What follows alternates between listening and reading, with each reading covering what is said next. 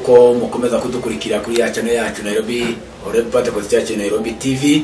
Ndagira ngo twongere tubagezeho indirimbo yadufashe muri iki gitondo ivuga ngo ndi mu rugendo rw'umukiza. Nanone dusaba abantu bose badukurikira gukora subscribe, share, like na comment.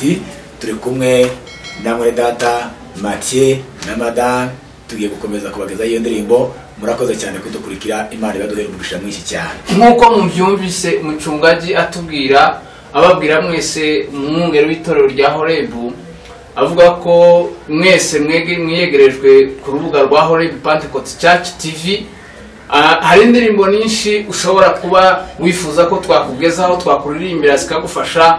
Hari n'ibindi byinshi n'inyigisho nyinshi ushobora kuba wibaza kugira ngo usobanukirwe, haba mu rubyiruko, haba mu bubatsi ngo, haba mu bagabo cyangwa abagore. Ingeri zarizo zose ushobora kuba ufite icyifuzo gusobanukirwa ku ijambo ry'Imana cyangwa ku ndirimbo.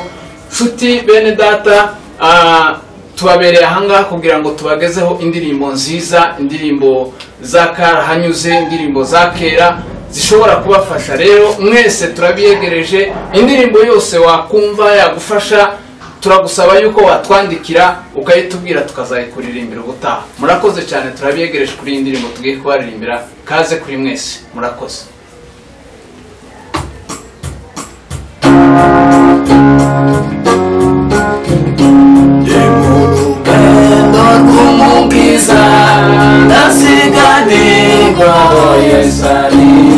Nashaka kugera i Kanani ngo twimane ya ngoma yera.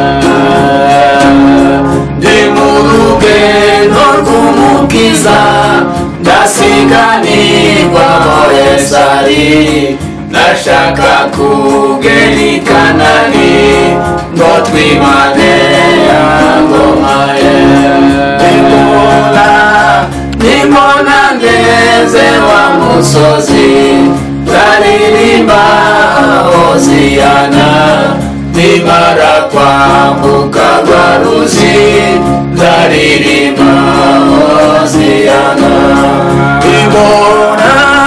Nimona ngeze wa musozi ndaririmba Hoziyana.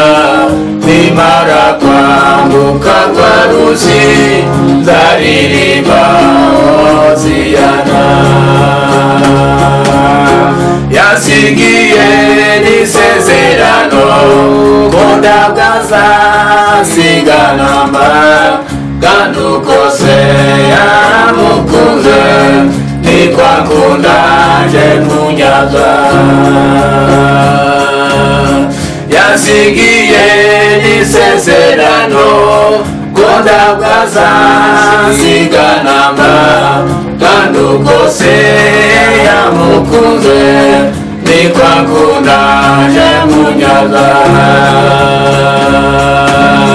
Nimona ndeze wa musozi zaririmba Hoziyana. Nimara kwambuka rwa ruzi zaririmba Hoziyana. Nimona ndeze wa musozi zaririmba Hoziyana. Nimara kwambuka rwa ruzi zaririmba Hoziyana. Uyu mubiri mfite wapfa, ariko ntegereje nizeye wazazanira undi mubiri usa n'uwo yazukanye. Naho uyu mubiri mfite wapfa, ariko ntegereje nizeye wazazanira undi mubiri usa n'uwo yazukanye. Nimona ndeze wa musozi zaririmba Hoziyana. Nimara kwambuka rwa ruzi zaririmba Hoziyana.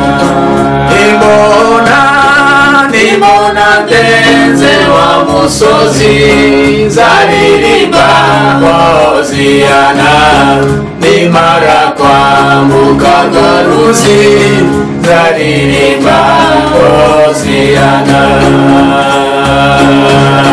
biturukuzi mu mutima rwo kuzumva izina ryanjye rishya riyamagawe n'umukiza nzaryumva kandi nzanyitaba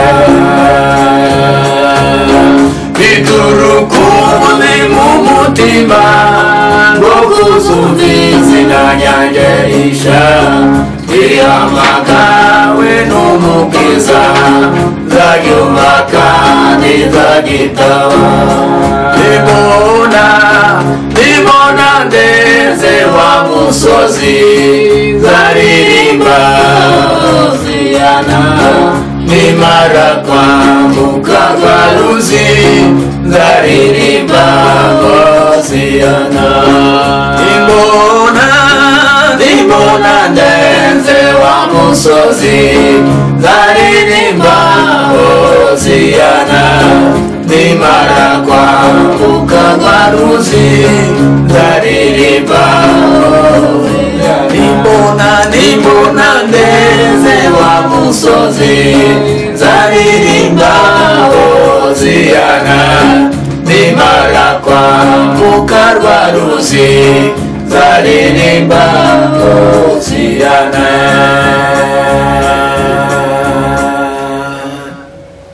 Turashimira Imana y'Umwami wacu Yesu Kristo iduhaye igitondo ciza kugira ngo twongere tubagezeho indi ndirimbo twateguye, indirimbo yo mu ndirimbo za Okovu 115 ivuga hejuru y'urukundo rw'Imana.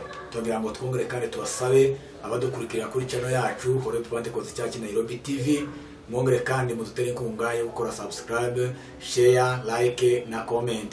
Turi kumwe n'abavandimwe kandi tugiye kubageza iyi ndirimbo, mwese iyo ndirimbo ize kubagwa neza. Imana ibahe umugisha, mukomeze gutekereza hejuru y'urwo rukundo rw'Imana, ukunda Imana yadukunze. Birebire iratubwira ngo urukundo rwayo kuko Imana yakunze abari mu isi byatumye itanga umwana we w'ikinege kugira ngo umwizera wese atarembuka ahubwo ahabwe ubugingo buhoraho. Imana n'urukundo, n'abishaka bose bagomba kwishakana umutima wizera ukunda Imana. Murakoze cyane, reka tubagezeho iyo ndirimbo. Imana ibahe umugisha. Pendo la Mungu ni kubwa, pasha habari